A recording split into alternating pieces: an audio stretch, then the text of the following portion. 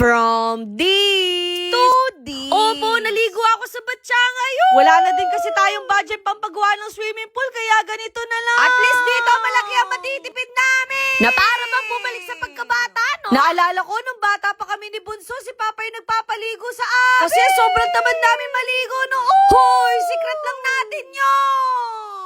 At eto nga, maliligo tayo ngayon sa bakuran natin. Grabe din yung mga pimples ko kasi ayaw ako tigilan. 3 malaking pimples nga to para daw I love you. Literal na hindi ako natutuwa, no? Sobrang saya ko nga kasi ngayon ko na lang ulit to gagawin. Every time na nandito ako sa bakuran, lagi na lang may nakasampay, no? Konti na lang talaga maghahanap na kami ng kasambahan. Kasi pagod na ako. Hoy, wala kang karapatan magreklamo. Kinuha ko na nga yung 2 malaking batya kasi alam kong kukulang sa akin yan. Hoy, ang Erika nyo, naliligo pala.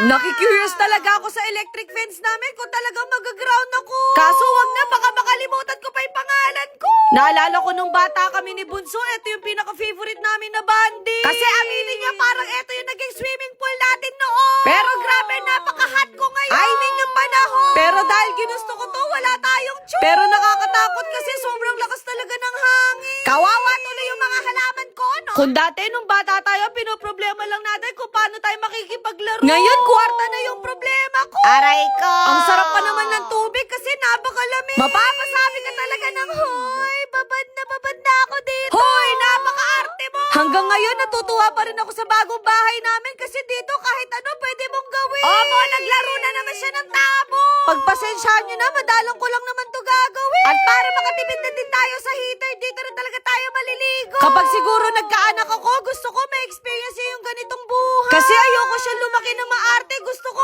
ako lang. Hoy, bakit anak na agad ang pinag-uusapan?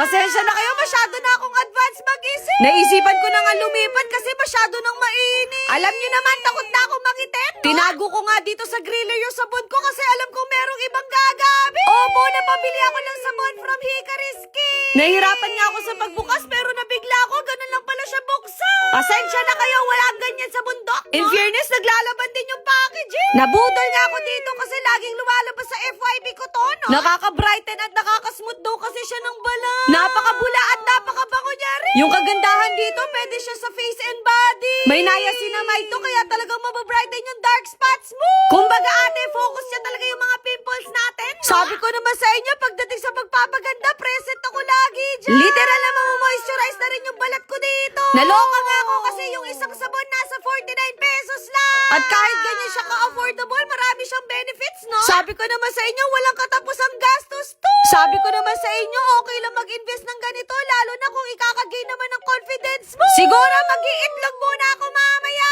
Ayun lang.